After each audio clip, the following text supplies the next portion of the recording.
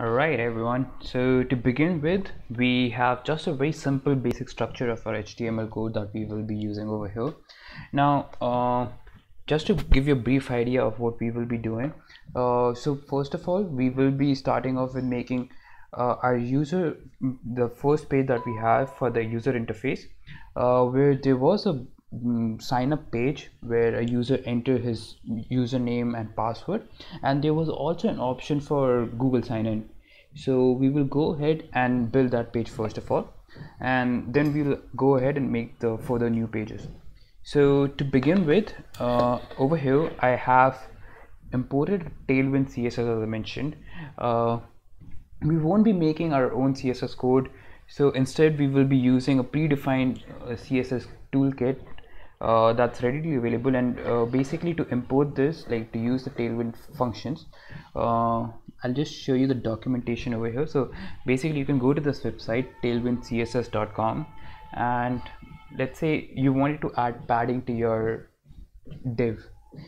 Now these are the list of classes that you can add. So inside the div class, if you add, let's say, px2, this will give you a padding on left and right size of 0.5 units.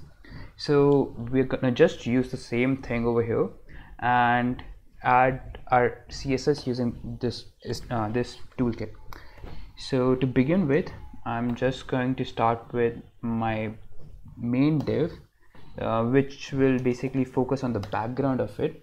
So if I remember correctly, then this was a full screen window which has a background of, let's say, indigo color.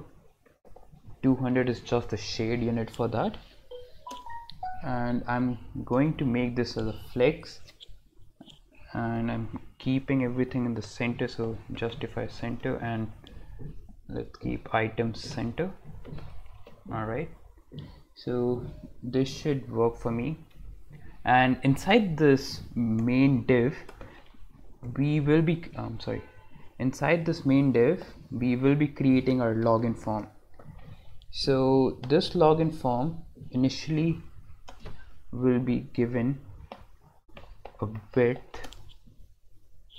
Then Tailwind CSS also has certain functions which allows you to basically write code for devices, small devices also. So basically it adjusts the CSS according to the device size. So max WXS means that for smaller devices the width will be max. So all these classes that I'm using are already pre-built. I won't be writing any code for this, so I just know these classes beforehand because I've used them before. But I think you must be getting the gist of it. I'm just adding, with these two lines, I'm adding padding on the y-axis and the x-axis for 5 units and 8 units. And let's add another div. Let's say this will be for a block. Basically I'm writing the header over here, so a block, and margin auto, so that our text is in middle. So I'm just gonna add a heading over here, let's say agora.io, and after this we can just go ahead and start with our form. So first of all, I'm going to start with the label, which takes a class text gray, probably 700 shade, and let's keep it as bold. All right, and I'm going to keep some padding from the top. Yeah, so this should do, and I'm going to add the label as username. Okay, and after this there will be an input field which will be ID, let's say username, and a class that is text gray 700. All right, so after this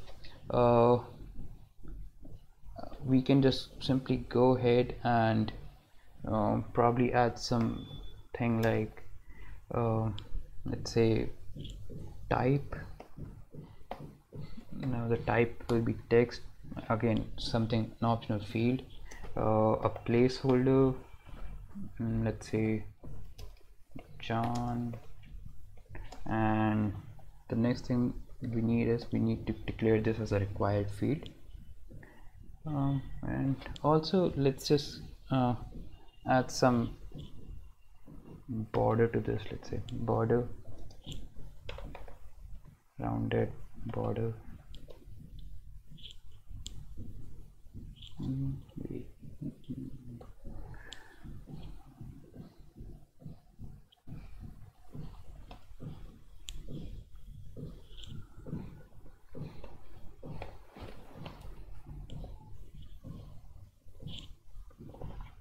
Okay, this should do mostly.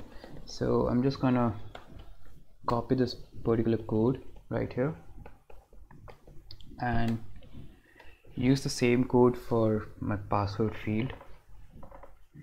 So this would be password. Let's change the ID to pass, and placeholder, I'll just add some stars over here. Oops, sorry.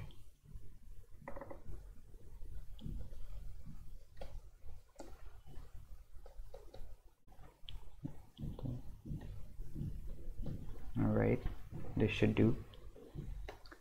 Right, let's just see what we have till now.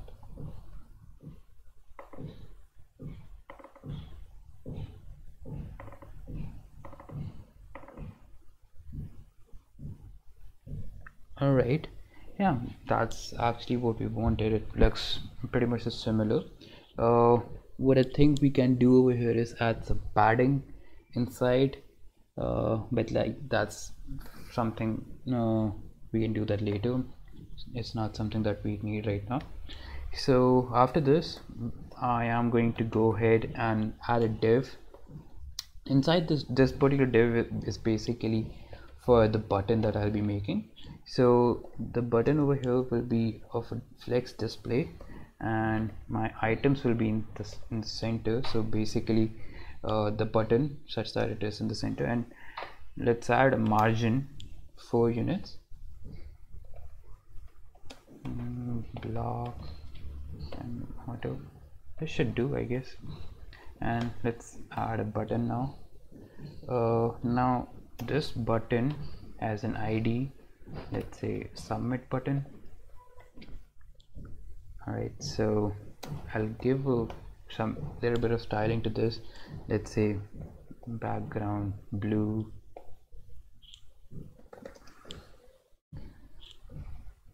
text white,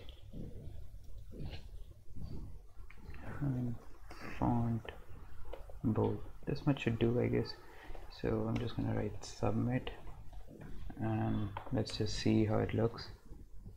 Okay, so I probably need to add some padding inside this button, but other than that it looks fine to me. So let's just say py2 and px 10. Great, that looks good. So after this, we need to go ahead and add our Google sign-in. So I'm just going to add a small line before line to segregate those two functions. So HR class border my6. Okay, and have to add a color over here, border gray 300, and let's say this is width full. So this should basically create a horizontal line. Great. So now to basically integrate Google sign-in, you can just go to this particular page over here, developers.google.com. Over here, once you come to this page, you'll see the correct steps that you'll have to follow. So the first thing that you need to do is that you need to go to console for Google developers, and over here you will be given, if you already have some existing projects, then you will be shown those projects over here. Otherwise, you can click on this tab and create a new project that you want to, and then hence go to credentials and generate new credentials over here. So that's the procedure that you'll have to follow. Let's go step by step, and first of all import the particular script that we want to. So over here I'm just adding this particular script. Then in this particular part over here, in this meta tag, I'll have to add the client ID that my console has given me. So I'll remove the demo code and copy my client ID from here and paste it right over here, so that my Google console is connected with this.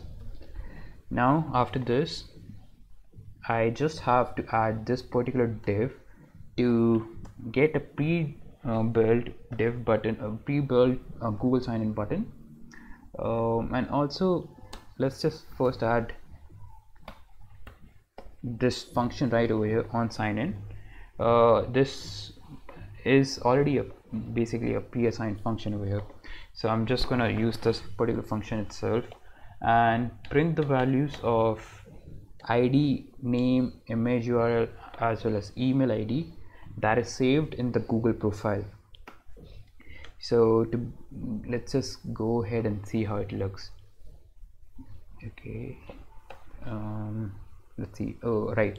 So to basically do this, what we need to do is that we'll have to deploy our particular project to a certain URL, or probably to a local host, so that the Google sign-in function is available. So to do that, what we need to do is we'll have to add for testing purposes, we'll just deploy this on our local host. So I'm going to use Python to do that, Python HTTP server. If you don't have this library already, then you can just pip install this HTTP server and followed by the port that where you want to host this. So let's say I want to host it to 8910. Okay, address already in use. Okay, I'll try some other host, 8000, let's say. All right, it's working on 8000 now. So let's go to localhost 8000, and there you go. You see the localhost over here on 8000, it works perfectly. It got signed in with my user credentials. These are my name, Meherdeep Thakur, my URL, image URL, and email ID. It's basically whatever we asked for. So now let's say we sign in the user, like the Google, and the user uses the Google sign in, and it updates the username with the name in the Google profile. So to do that, I'm going to use a function, let's say update name. This takes a parameter with name, and I am going to call my DOM with ID for the username input field over here, username, and update the value with name. Right, so yeah, this should do. I'll refer this function inside over here, update name, and pass the parameter profile dot get name. Oops, sorry, get name, and this should update my profile. All right, so let's see. I'm signed in, and my name is automatically added to the username field, and that's exactly what I wanted. So this part is pretty much working. Now we can go ahead and create a new page that is abc.html.